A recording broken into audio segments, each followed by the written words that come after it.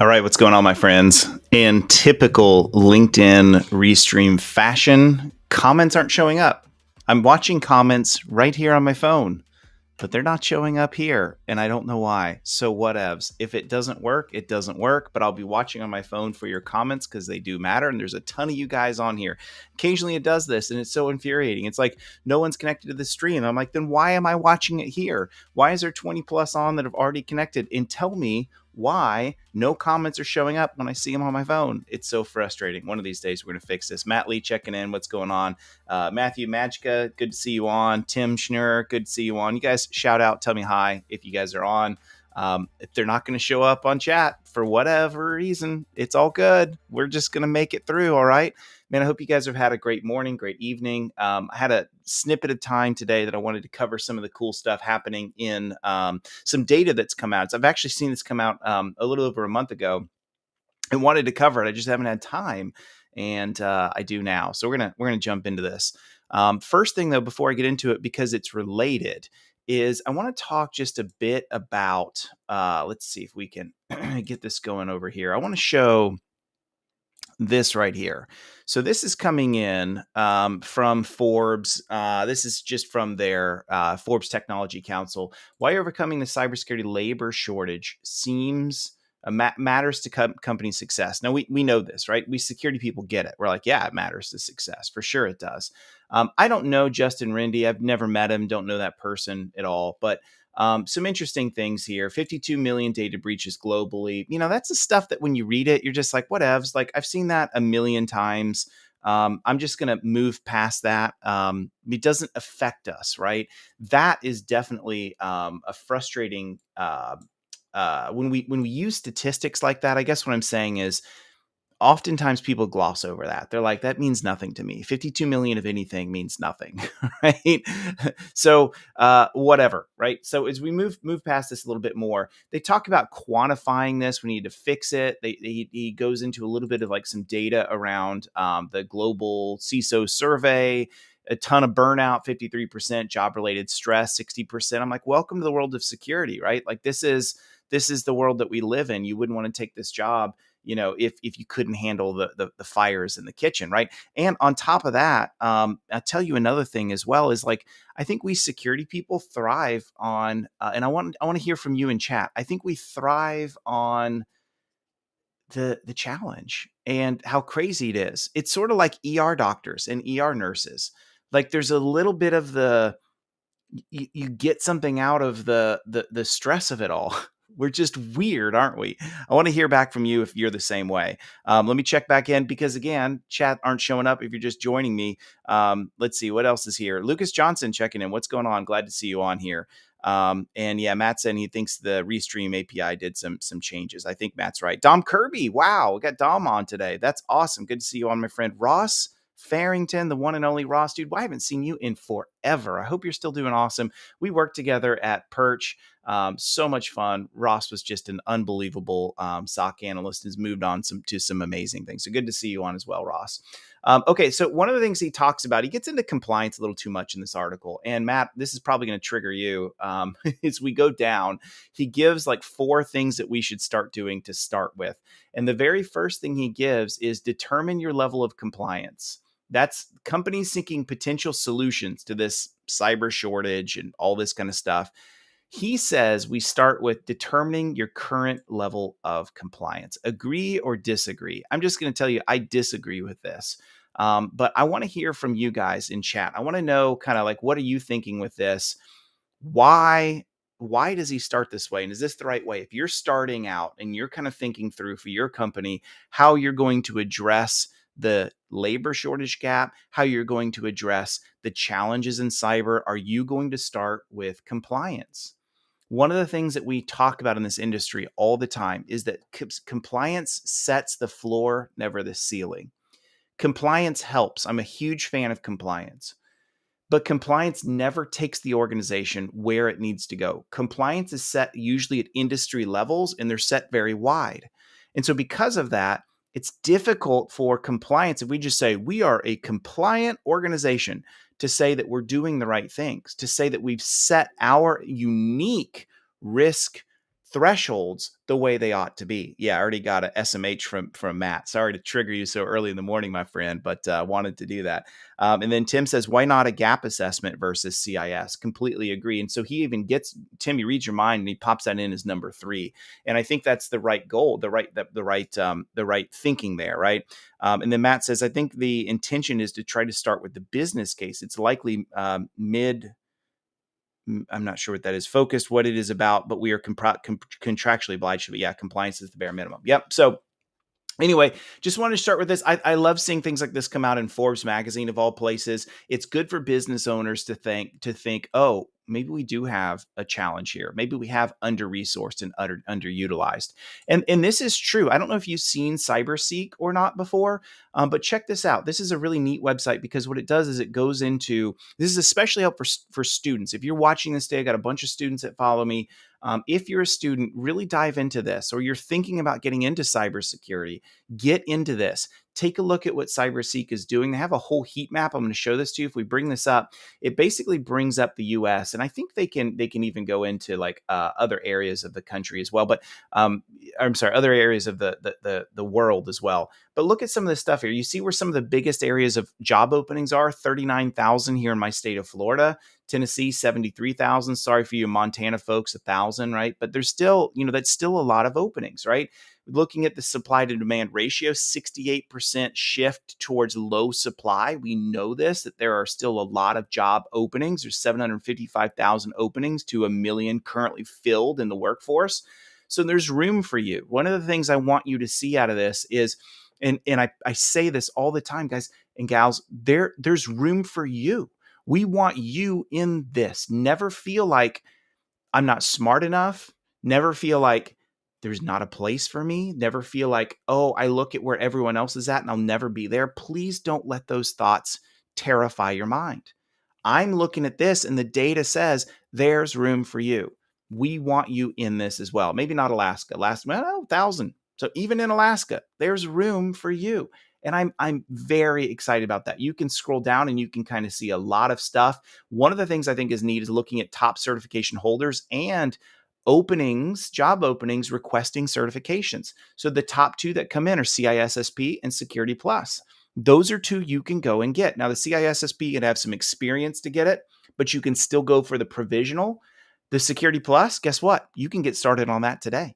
Go right over to CompTIA and begin the journey on that today. So I think this is really great. They even have this career pathway, which I don't fully think this is great, but it's helpful to kind of start out, looking for an entry-level job. What is like an incident and intrusion analyst, kind of like a SOC analyst, kind of level 1. What does that look like? Average salary? What kind of career pathways might it go into? So the pathway stuff, it's not perfect in how the pathways flow through, but it is helpful to kind of look at what the job at a overall level might look like. Okay. So I think this is really cool and wanted to just share this. Man, I hate that I have to keep reading comments on the phone. It's so annoying. I wish it was just showing up right here like I normally have them. I'm sorry. If you're joining me today, for whatever reason, the comments aren't working and it's frustrating, but it is what it is. Okay. So here's the thing though about the hiring, before I get into some of the data that I wanted to talk about, is there's room for everybody, but how do we get in?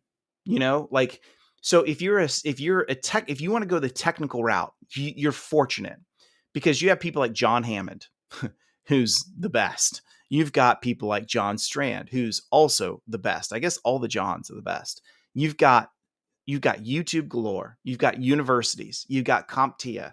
You've got conferences you can go to. You've got books you can go and read. There's so much for you if you want to go the technical route. The one thing that I will say, and if I'm just going to plug it just for a second, is what about the rest of us? What about people at the MSP that simply are not in a technical role but have to speak cyber? What about you? What about someone that just got brought in and they're an account manager? Maybe somebody that's now a VCIO and they're doing technology alignment. They've got to speak cyber, but they don't know how. Where do I get that from? How do I find it? So I'm just plugging this quickly. If like, it's great to see there's so much opportunity, but one of the things we all have to do is, how do we bring people into the fold? How do we help people come in and learn and get all rowing in the same direction together? And so I will say that's why I started Empath Cyber. If you're not aware of Empath, you can check it out, empathcyber.com/join. Inside of Empath, we've got all kinds of incredible stuff, all kinds of like events that we're doing, training. We've got courses galore across different things. We've got a lot of video content that matters. We've got things like Intro to the Cyber Defense Matrix, Cyber Insurance 101. We've got things like how to create a cybersecurity sales event. There's so many things that all exist inside of this. We've got things like, if I go into content, how breaches happen, how to explain this to a client in a way that makes sense to them. We've got things like cybersecurity misperceptions. How do you deal with a client who doesn't understand why cybersecurity matters? So things like, oh, I'll just deal with an attack when it happens. Come on, man. How do you deal with that objection? What would you do about that? So check us out in Empath. Love to have you on board. $75 a month. It's the easiest decision you'll truly ever make. I don't think I was sharing my screen for any of that. Wow. Man, here it is. Wow. Let me just kind of quickly go back through this. Courses. You can see some of these courses I was just talking about: Intro to Cyber Defense Matrix, et cetera, et cetera, et cetera. Content galore. Let me go back to a couple pieces of those content. Man, apparently not with it. I need more coffee this morning. So anyway, I'd love, if you're interested, empathcyber.com/join. Love to have you in there. Okay. So without any further ado, let me get into some data from Coveware. If you don't know who Coveware is, really amazing company. The reason I'm such a big fan of Bob and the team over there is they truly are a first responder. They handle a lot of not just the ransomware payments in the correct, ethical, legal way, at least as ethical as it can be, right? But they also do a lot around incident response. They do a lot around negotiation. Really great company. So they have a lot of great visibility into what's happening in the world around us that the rest of us, including to some degree the federal government, don't have themselves. And so I really love their blogs. And if you haven't been on their blog, just right up here, click on blog, and you'll be able to see this because there's some really, really great stuff that exists. And I want to unpack some of the data that's here. And man, I just wish I could get better into the comments here. You guys are saying some amazing things here. But I'm going to try. It's on my phone. If you're joining us, I've already said it. For whatever reason, comments aren't coming in right now on Restream and LinkedIn. So kind of is what it is. All right. So take a look at this. Over the past 4 years, the propensity for victims of ransomware to pay a ransom has fallen dramatically. Now, I would agree over the past year, but I'm like, over the past 4 years, really? Does the data support that? It does. From 85% in Q1 of 2019. Now, hold the phone. 2019, 2020, 2021, 2022, and now we're in 2023. See, did you do what I did? I'm like, 2019's last year, maybe 2 years ago. We are so old. We are so freaking old. I saw that and I'm like, no, I was thinking that meant like 2016. See, to me, 2016 in my brain, that's 4 years ago. My goodness, we're getting old. What is happening to time? So 85% 4 years ago in 2019 to 37% today. On an annual basis, 41% of victims paid in 22, 76% in 2019. So look at this. You can actually see this. If you look at that failed. I was hoping that zoom in would work. It's not, but you can see this right here well enough. Look at this. 85% in the days of yore, pre-pandemic, everybody was paying ransoms. Just everybody. 85%. Because I think back then people were totally unprepared. I think we can see the data from before. These companies were just not ready. And we see into the pandemic, it did go down a little bit, but not by much. So this was what we talked about over and over and over. But this alone is encouraging to me. And I want to hear what you guys think in the comments. Now we've seen a slide down in the amount of ransoms paid. We're currently sitting at last quarter from the data from last year, the last quarter, at 37% of ransoms paid, at least from what Coveware sees. And I think it's probably fair to say that's a pretty good number. So I'm going to pull out my phone. I'm curious what you think. Like, I take that as that is progress. Look, I try to be the optimistic CISO. I try to say, where can we find opportunities that we can go brag on ourselves? Because darn it, we need to do that. There have been so many failures that we have seen in cybersecurity, we have taken our licks. We have definitely come out with black eyes here. So any amount of progress, things like this are encouraging to me. It means a lot to me. If I was reporting to a board now, which I don't in my current role, you better be sure I would show this and say, look, this is what investments do. Not just your dollars, but your time, your attention, your support. That is progress. And I'm glad to see it. All right, let me see what you guys all think here. Always more coffee. That's exactly right. What's the URL? The URL for, I'm not sure which one you were talking about, Kevin, but CyberSeek was one of the ones I was talking about. This one here is Coveware. It's just Coveware if you want to get into this one. Dom says, I'm pretty sure the clock just broke in 2020. We're almost a quarter into 2023. I'm still not writing down the correct year. Yeah, brother, I'm the same way. Ernest checking in. As a student, as an MSP currently, cyber insurance has allowed us to secure our clients further, but the amount of breaches via email are on the rise, plus skirting. Oh man, see, this is why I can't even read. Oh, plus skirting MFA. Yeah, Ernest, you're exactly right. So cyber insurance has been a huge boon in the sense of it's forcing better minimums. Goes back to the compliance discussion that we just opened live stream up with, right? And it is helpful. And if you need help with that, check us out at fifthwallsolutions.com. We have an education pathway completely free, true no strings attached. Jump into it. We'll start you in a Cyber 101. And then we'll pull you through an entire masterclass pathway, which is really awesome stuff. So check that out if you want to. See if anyone else has chatted in here. The time lapse is the lingering effect of the pandemic lockdown. All of us have experienced it to some degree. Yes, God, that's exactly right, man. It's like we've all been locked away in our homes. So give me some comments. There's probably a lag on the video feed to me asking to me seeing the comments. So I'll come back to that. But yeah, we're seeing that's progress right there is what we're seeing. So they get into some factors on this that they believe are present. So key factor one, enterprises are investing substantially more in security and IR. A heightened appreciation for the exponential risk of a ransomware attack has substantially increased funding to enterprise security and IR teams.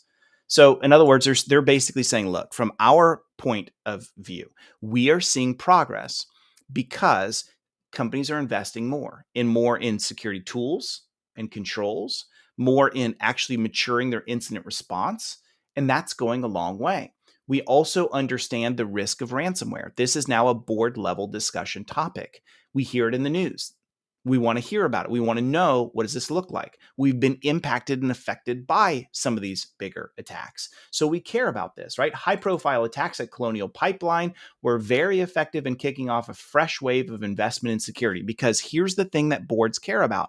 They don't want to be lapped in with everyone else in the sense of, what would happen if we were the next one? It's fine for I'm putting my board hat on for a minute, like my non-technical hat. I'm going to this is my board hat today. Okay. My Slagle CNWR hat. This is my board hat today. All right. So I put that hat on and I'm thinking, so Colonial got hit. I guess they get a pass because no one else in our industry got hit by it. But what would it look like if I'm Colonial Part 2? I would look even worse as a board member because I didn't take action on something that happened to a fellow victim. See how they think like that? And so that's where that's like, okay, we're going to put some more investment in. We're going to put some more dollars into this because it's a big deal, right? I think that's not a bad thing, right? This clearly personified a major bump in keyword search volume and frequency for terms such as immutable backups. But so is cyber insurance, because they've been asking for the same thing. Do you have immutable backups? People are like, I don't know, what the heck does that mean? What does the word immutable even mean? And they go and check that out, right? So we see this, right? An increase, just that they just use that as one example. But yeah, so we're seeing that companies are certainly doing more. They're certainly investing more. They're certainly practicing incident responses, they show here, more. This is good. And so first of all, I guess I should say there have been key drivers that have forced us to invest more, commit more time and resources, and care more. And that's been part of the additional reason we've seen a slide down in the number of ransoms that have not been paid. This blue level increasing. The more blue we have here, the better off we are. We're not paying ransoms. Okay. So let me come back to comments and see. Soraya, thanks for joining us today. It's encouraging to hear and see progress in our community. Agree, Soraya, and thank you for joining. And absolutely, that's how I see it too. Like we should be, there's room for improvement for sure, but really good stuff to see. Colonial Pipeline was the key incident to our clients finally taking operational technology security seriously. Scott, thank you for those comments. I would see those are the things, those are the comments I live by because I'm not in your industry. And so I don't see it the way you see it. Your boots on the ground. And so those kind of comments are really exciting. And I'm glad to hear that. I'd love to hear more from you on some comments and just some anecdotes on like what that's meant for you and for your clients. Because yeah, the reality is sometimes we just have to see this happen to somebody else before we take action. It's unfortunate, but this happens, right? So yeah, glad to hear that. All right, so key factor number 2. And I don't have time to dive into this a lot, but Coveware believes, and I happen to agree, that law enforcement agencies like the FBI have subtly but effectively shifted strategy from pursuing just arrests to putting a focus on helping victims and imposing costs, the economic levers that make cybercrime so profitable. That's a really, really interesting one. They give this little link right here, I'm going to show this to you. So this comes from the FBI right here, FBI.gov. Oversight of the FBI Cyber Division. This was given March 29th of last year. And so you can scroll through this. I'm going to get through past the data, the value proposition right here. If you ever want to read this on your own, I don't have time to go into it in today's live stream, but here is the FBI cyber strategy of what they're focusing on, what they're moving towards, moving into truly helping victims, to working with the private sector, to producing more information that helps, to, yes, still doing arrests. They mention right here, one of the most notable examples of recent success is our disruption of Sodinokibi, REvil. I actually covered that on my YouTube channel. If you search for the rise and fall of REvil, you'll see my documentary that I covered on this, on the shutdown of REvil. Same guys that went after JBS and in my own industry, Kaseya. They even mentioned Yaroslav Yazinski. So if you don't know Yaroslav, hopefully you don't, right? If you do, we need to have a conversation. He's actually sitting in North Texas. And last week in Right a Boom, Robert Chiaffi mentioned, was an MSP that was impacted by the Kaseya REvil attack, was mentioning he is like 10 minutes from where we're at this hotel right now. And boy, I'd love to be in a room with him alone for 10 minutes. New York style. He's joking about the violence. Maybe not, if you know Robert, but probably not. But who knows? Robert's a bit of a loose cannon, right? But anyway, he's just talking about this. There he is. That's progress, right? So you can read through this and see kind of the shift in strategy. I don't have time to go into that. I guess I could do another live stream on it if you cared and wanted to see it. So that's factor 2. And they believe, we hope the agency continues to lean into this strategy in 2023 and beyond, as it's clearly working. Yes, disrupt the bad guys, help the victims, help us all mature and do more, get more involved. Don't just be, going after the bad guys only and trying to put them in prison. We all applaud that. We want to see more of that, but also do some work on the defensive side as well. Okay. Factor number 3. Now, this is where it gets interesting. All right. So if you've just been sort of like listening, but not watching the screen, here's where you want to kind of put in a little mental energy with me, because some really amazing stuff happening here. By the way, if you're joining us, I don't have comments coming up today because it's just not working. So I have them on my phone. I'm trying to reach down and look at those as well. All right, so look at this. Factor number 3, when unit economics of a profit, they're just talking economics in general here, all right? When unit economics of a profitable industry shrink, the contraction tends to compound on itself, causing exponential decline versus linear decline. In other words, when a company grows, we can just linearly grow by doing the right things. We're growing. But in a lot of economies, when we have a profitable industry and it's growing quickly, and then all of a sudden it goes down, it's not just a linear decline downward. It's a compounding. One problem leads to another. When we've had good, fast growth and things are going well and something goes down, it tends to go down way quicker. It compounds in on itself and it topples much quicker. This is not just in ransomware. This is in all businesses that are growing quickly. They have to be very careful to protect that. Sometimes it's even as valuable just to level things off, because sometimes when you hit decline, it compounds. As the absolute dollar amount of ransoms produced by the cyber extortion economy shrinks, look at this. The operating costs to carry out an attack increase. In other words, okay, look, in the days of yore, 2019, 4 years ago, it's crazy. And it's going up and it's blowing up, right? All of a sudden, when the reduction in ransoms are occurring and we're seeing that go downward, now it's much more expensive for bad guys. It's not as easy. As less victims pay, the profitability to the criminal shrinks. And this is true. Like, we don't think about this often. They have costs. They actually talk and act as if they're running a business, by the way, if you don't know that. They will call their victims clients and customers. So that's how they act. That's what's in their brain. It's a business, but they're not a business, but they do have costs. All right.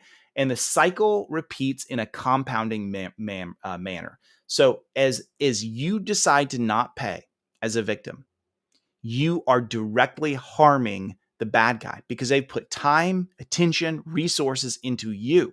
And when they get nothing out of that, their losses compound significantly because they put in a lot of time into this.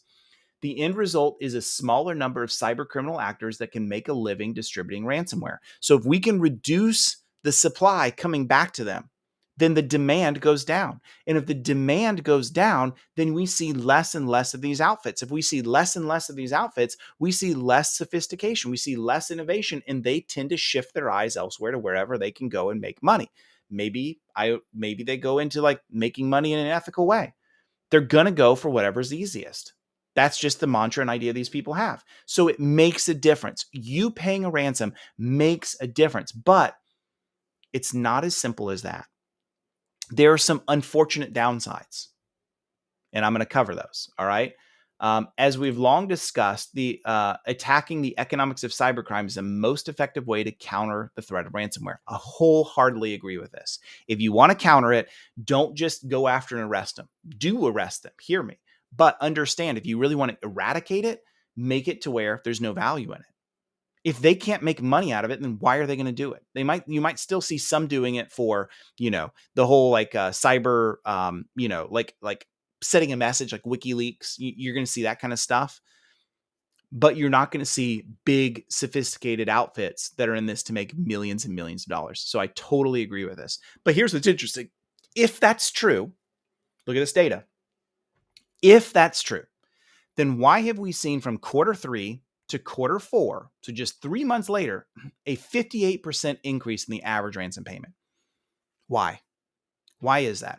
Why do we go from $225,000 for the average ransom payment in quarter 3 of 22 to now 408? If what I said is true, why is it now way more expensive? Doesn't that seem counterintuitive? That should be the thought. Same with the median ransom payment. That's gone up 342%. That's crazy. So now the median is $185K. So we've seen a huge increase in the average ransom payment. When you think about that a little bit more, you're like, wait a second, doesn't that make sense? If there's fewer people paying ransoms, then as a bad guy, I need to increase how much I'm going to get out of it because I got fewer paying clients, right? If there's a lot less out there, for less opportunity out there for me, then I got to raise my price. Less supply, more demand.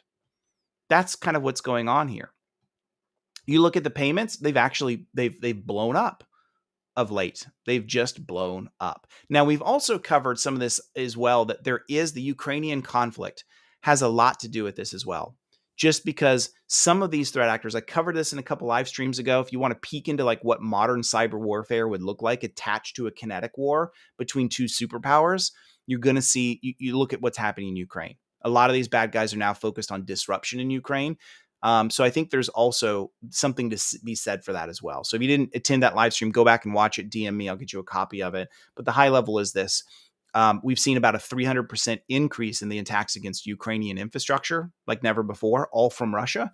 So a lot of those people that were going after financial crime have now switched, put on the bad guy. Now, this was my board badge. Now it's my bad guy badge. They put on their nation state hat, and now they go after they're working for the Russian government. They're going after Ukrainian assets. But instead of ransoming them, what are they doing? They're literally just disrupting them. They're literally just deleting everything, just smash and grab and destruction. That's part of what we'd see in cyber war. Okay.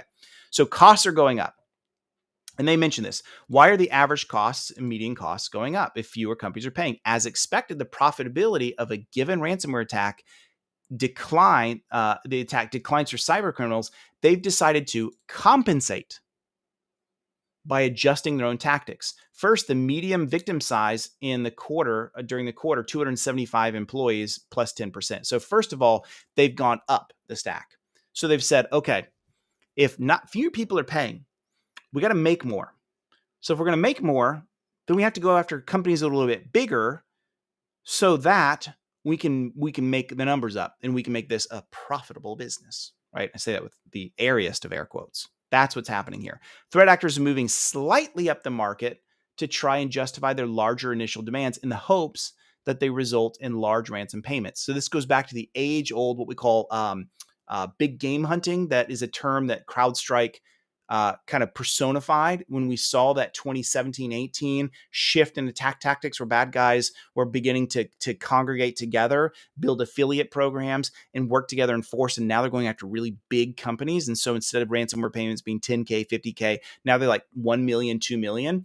So then we saw them come back down market as they realized, oh, the big companies are doing a better job securing themselves, and down market is like, stealing candy from babies. And so we saw that huge increase. And now as we see the small market doing better, thank you, MSPs, we're seeing in less ransoms being paid. They're like, maybe we got to go back up market. So this whole like up market, down market is really interesting. You can actually see this right here. Look at this shift in attack. This is the size, the median size of companies that impacted by ransomware. Notice vast shifts. In the 2018 era, only small businesses, because bad guys themselves were not highly sophisticated. They hadn't really gone, like GandCrab was just coming out in 2018. One of the most, the first, I would say, like prolific, large, focused, financially driven outfit. There's a lot of other like really advanced nation state outfits that were out there, bad guys. But GandCrab is one of the first sophisticated, well-oiled machine. And so that's when you see that slide go up, because they realize they can make a lot more money. We kind of hit that peak in 2021 as the pandemic is kind of coming into full force. And then we see this slide downward. And we see it slide downward because those small businesses were not ready and because there was a lot more opportunity. So here's the deal. Threat actors are like water. They will go wherever the opportunity is easiest. They will go wherever the least resistance path takes them. And so right now, as small businesses are doing better, as we're paying fewer ransoms, that means they can't make their money on the low volumes, the high volume, but low payment.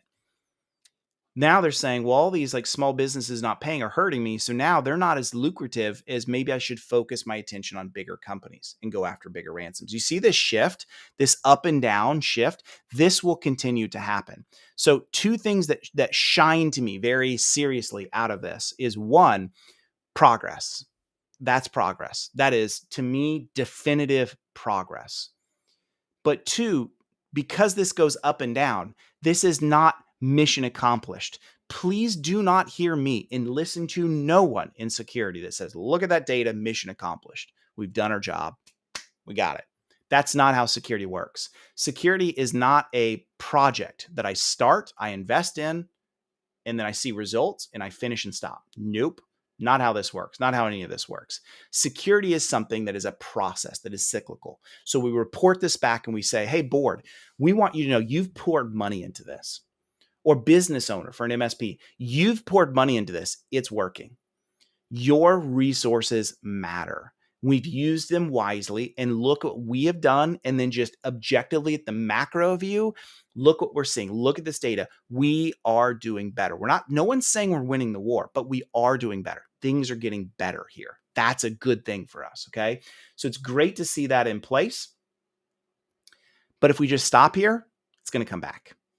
This is not something that we just give up and say, mission accomplished, we got it. Please don't see that. Okay, so last thing I'm going to show here is right here, ransomware impacted by company size.